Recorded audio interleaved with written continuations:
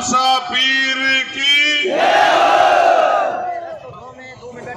हेमा बाबा की, आप सब की। अपनी बारी में हल्के क्यों पड़ रहे हो?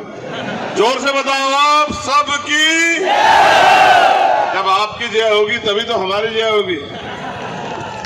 बहुत बहुत धन्यवाद। जय भीम, जय भारत। बायतू की ये पावन धरती,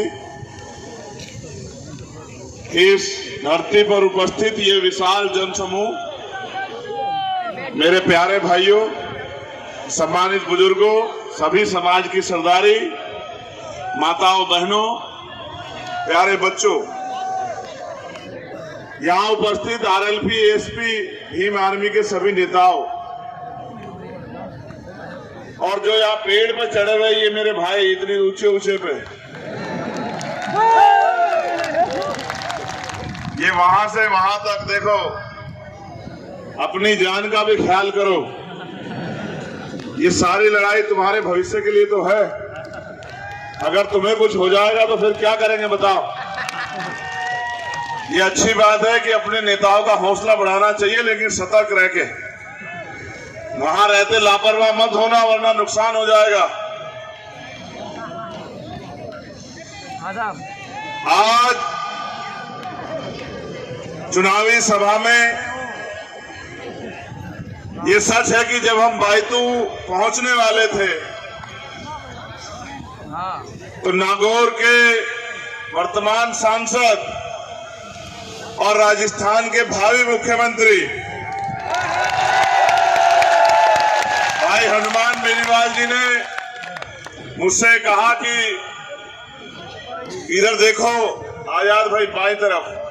तो मैंने देखा कि पूरी जहां तक निगाह जा रही थी गाड़ियां ही गाड़ियां। फिर कहा अच्छा बाईं तरफ देखो, तो मैंने देखा नौजवान वहां से दौड़ लगा रहे थे गाड़ियों से निकल के, हेलीकॉप्टर देख के।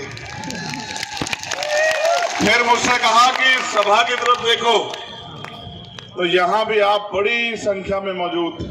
मैं इस प्यार के लिए, और ये प्यार मैं समझता हूं एक दिन में तैयार नहीं हुआ होगा। इस प्यार को तैयार करने के लिए भाई हनुमान जी बेनीवाल ने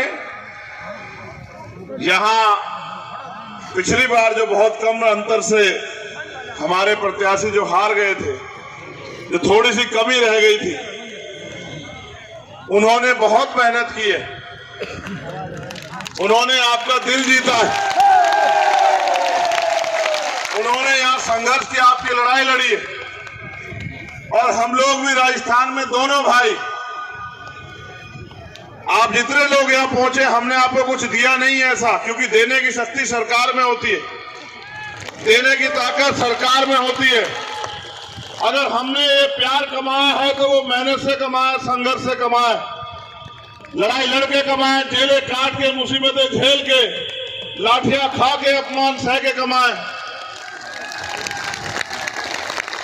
मगर ये प्यार कितनी हिम्मत पैदा करता है आप नहीं सोच सकते। जब आप हौसला बढ़ाते, जब आप जो उम्मीद आपसे की जाती है उस पर खरा उतरते हैं, तो फिर हमारा ये प्रयास होना चाहिए कि आपके मन में चलने वाला आपका एक भी सपना अधूरा ना रह जाए, उस हर एक सपने को पूरा किया जाए। मेरे प्यारे भाइयों, परसों आपको फैसला लेना कि राजस्थान में आगामी 5 साल नौजवानों के लिए, किसानों के लिए, गरीबों के लिए, मजदूरों के लिए, महिलाओं के लिए, बच्चों के लिए और उन सब लोगों के लिए जो लंबे समय से सुविधाओं से वंचित हैं, जो तमाम पार्टियों पे भरोसा करके देख चुके और ठगे गए, उन सब के अगले 5 साल के भविष्य का फैसला होना है।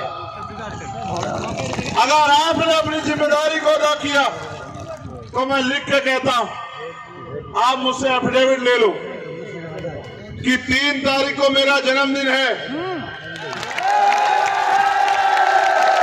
और इस बार राजस्थान मेरे जन्मदिन पर जो तोहफा मुझे देगी वो तोहफा होगा कि किसानों का बेटा मुख्यमंत्री बनेगा राजस्थान का।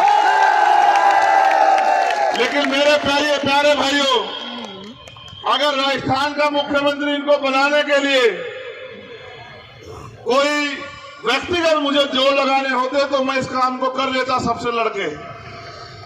मेरा तो वोट भी यहां नहीं है, यहां तो ये ताकत आपके हाथ में है, आपके अंगूठे में है। मेरी बात पे गौर करना। किसी भी समाज के पास 5 तरह के बल होते हैं।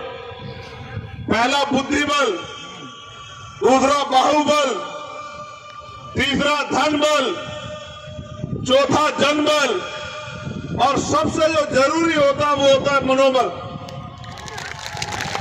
आप ये सोचते थे कि यहां तो क्या तो भाजपा जीतेगी या कांग्रेस हो, आप मजबूरी में आप भाजपा से भी परेशान थे और कांग्रेस से भी।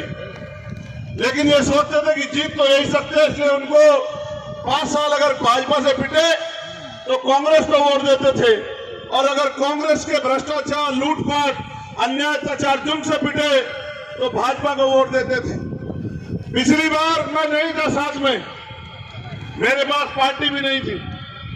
जब आपके यहां चुनाव हुआ तब मैं 16 महीने की जेल काट के आया था और मेरा अपराध ये था कि जब गरीबों के साथ अन्याय हुआ, जुल्म हुआ, तो मैंने ऐलान किया कि ये अन्याय हम सहेंगे नहीं और लड़ाई लड़ी। सरकार ने मुझे 16 महीने जेल में रखा। जब मैं आया जेल से तो यहां चुनाव चल रहा था 2018 में। मेरे भाई हनुमान बेनीवाल अकेले लड़ रहे थे, तब ये उम्मीदवार राम बेनीवाल बहुत कम वोटों से हारे। इस बार तो चंद्रशेखर आजाद खूंटा गाड़ के इनके साथ है, इसलिए साथ है क्योंकि मैंने पिछले लंबे समय से इनको लड़ते देखा और मैं उम्मीद करता हूं कि जब हर आदमी आपको बेवकूफ बनाने के लिए लगा हो तो आपको अपने बीच के व्यक्ति को ताकत देनी चाहिए, किसी के भरोसे नहीं रहना चाहिए। तो आपका मनोबल गिरा हुआ था कि भाई हमारा पता नहीं है उम्मीदवार राम बेनीवाल जीतेगा नहीं जीतेगा, लेकिन आज मैं आपसे कहता हूं अपने मनोबल को ऊंचा कर लो, क्योंकि जितने लोग यहाँ हैं अगर इतने लोग वोट गिर देंगे तो भाई उम्मीदवार राम कम से कम 10,000 वोट से जीतेंगे, इतने लोग हैं यहाँ। और अगर आपने अगले 2 दिन, आज का दिन और कल का दिन, मेरी इस बात को मान लिया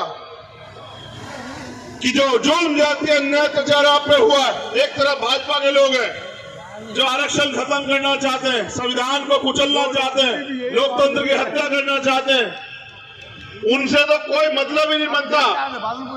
जो भारत को कमजोर करना चाहते हैं, भारत को चंद पूंजीपतियों, बिजनेसमैन लोगों के आगे बेच देना चाहते हैं, गिरवी रख देना चाहते हैं।